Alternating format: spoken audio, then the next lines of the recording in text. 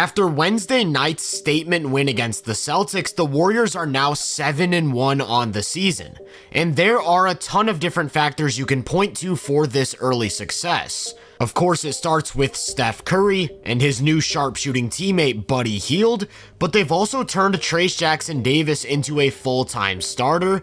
All three of Andrew Wiggins, GP2, and Kevon Looney seem to be back to that championship level, and maybe most importantly of all, Draymond Green is looking like a defensive player of the year. Through 8 games, the Warriors have held their opponents to just 105 points every 100 possessions, nearly 9 points better than league average and second in the NBA behind just OKC. It's been a team effort with solid options at each position, everyone buying in with effort and execution, but it's no secret that Draymond's the catalyst, and he's seemingly turned back the clock at age 34. I know I said he's looking like a defensive player of the year.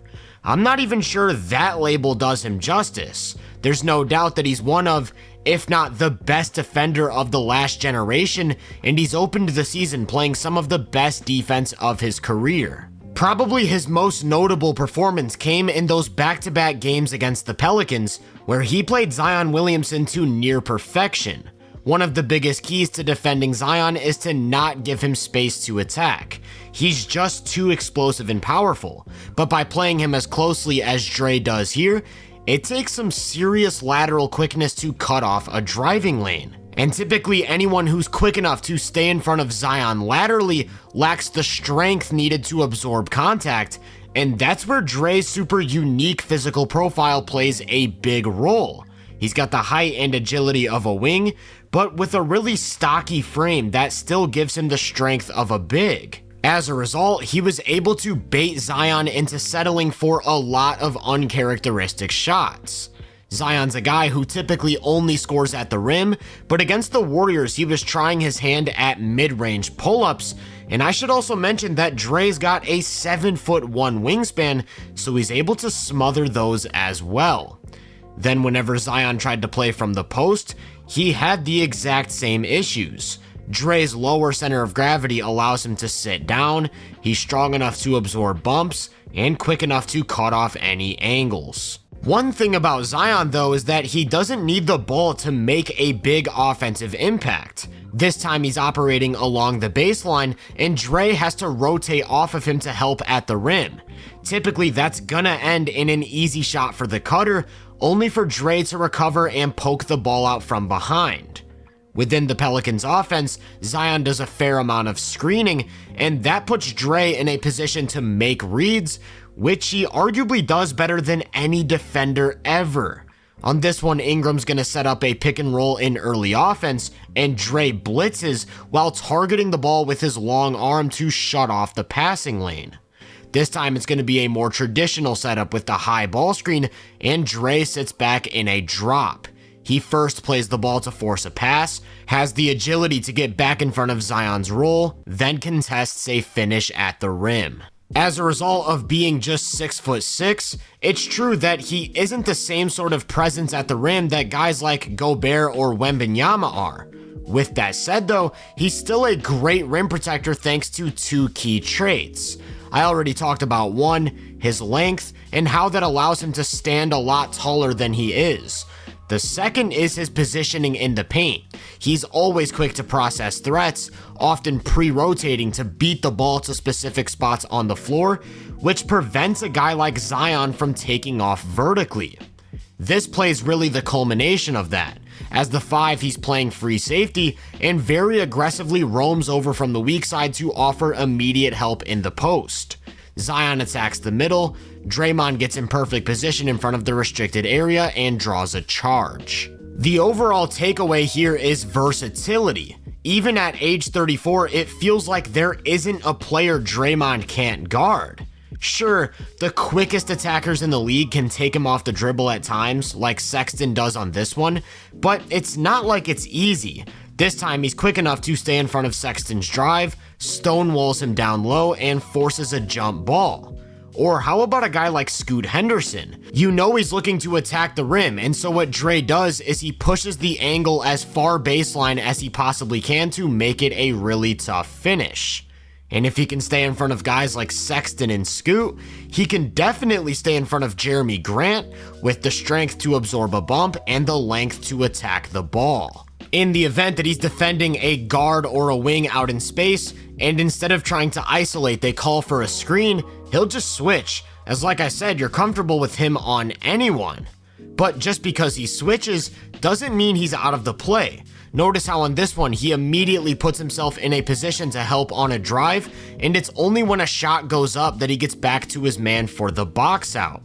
With that level of switchability and activity, the guy's just everywhere. He starts this one on Tatum, switches onto Horford, then peels onto a cutting Keita, all in a matter of just 2 seconds. That's a result of his mind. The guy's nothing short of a defensive genius, and it feels like he's just always in the right spot at the right time no matter what. Sometimes it's subtle play recognition. Like here he sees that Moody's getting ready to double in the post and immediately sprints over from the weak side to close out on a Horford jumper. But sometimes it's more obvious, roaming off his man to tag a roller, blowing up a lob pass, before recovering to his man on the perimeter to get a hand up on a 3. As I said, he loves to position himself early, which could mean completely abandoning his man to step in front of drives or rolls, and this seems like an easy kick out to an open shooter, only for Dre to get a hand on the pass. Whenever he's playing 3 safety like this, his activity and awareness just pop off the screen. His assignment is Jeremy Grant, and look at the rotation he makes to take away Ayton's role. Then he drops to help on a cutter before getting back to Ayton to smother a mid-range jumper. Because he's such a game-changing roamer, he's the guy that they'll put on non-shooters. Notice how he just sits in the paint as he waits for Harden to drive, and when the ball gets moved to Chris Dunn in the corner, he doesn't even react. Some teams will counter this approach by putting the ball in that non-shooter's hands, but we've already established how tough it is to attack Draymond in space. He can sit way back with all of the tools needed to shut off the paint. That brilliant mind is also what helps him play a lot bigger than his position. The best way to make up for a half a foot difference in height is to simply know what the offense is going to do before they actually do it. So although he isn't blocking 2 or 3 shots a game, he's still a pretty big deterrent. Turning drives away, making it tough to create clean angles at the rim, and when you add the strength and length into that equation, that's how and why the Warriors are able to play him at the 5 without skipping a beat. Again, I do want to make it clear that if a 6'6" player is manning the middle, the lineup is probably undersized, and he's not a one-man anchor in the same way some 7-footers are. However, you'll have subtle plays like this where he steps in front of a driving lane early, and instead of a layup, Tatum's forced to settle for a much tougher jumper. As for offenses who like to run through a big post player, well, he can handle that assignment too. The low center of gravity and strength to hold his ground, the length to stand tall, although I will say his post defense can be pretty dependent on how lenient the refs are because he can get pretty physical and will pick up a decent amount of fouls, which really applies to his minutes at the center in general. To make up for his lack of size, he has to play physical, and sometimes that means straight up hacking. I actually think one of the main reasons he's never been a full-time 5 is a result of how high his foul rates are at the position. Because when it comes to everything else, he executes to near perfection, especially against pick and roll. There isn't a coverage he can't maximize. If it's a deep drop, he lacks the size but makes up for it with perfect positioning, and he's quick enough to recover to screeners who like to pop. Again, it's the awareness and activity. Watch him on this one as he covers both sides, so when the screen is flipped, he's still in position to jump out and contest a shooter. The Warriors are a team that likes to hedge a lot, and Dre's a guy who makes that sustainable. Due to that agility, most attackers aren't able to get around him in space, and the way he uses his length to attack the ball makes handling and passing so much tougher. Like on this one, he jumps out to the ball in a hedge, doesn't give Pritchard even an inch of space, and uses that long arm to just erase a passing lane, which ends up forcing a turnover. And of course it goes without saying, but if needed, Dre can also switch these screens. He's not at all a liability in space, and whoever thinks it's a good idea to take him one-on-one is in for a rude awakening. So I want to go back to where I started with the Warriors defense. Like I said, they're second in defensive rating, and there are a ton of guys who deserve credit, especially Wiggins and GP2, but I can't overstate how much easier it is to build a smart, active team defense when your anchor is the ultimate chess piece. In some matchups, he might play the 5. In some matchups, he might play the point of attack. In some matchups, he might shut down a 25 point per game scorer. No matter what role he's playing or what he's asked to do though, one thing holds true. He's the definition of a defensive genius. If you enjoyed this breakdown, make sure to drop a like, subscribe, and turn my post notifications on to be first on more content.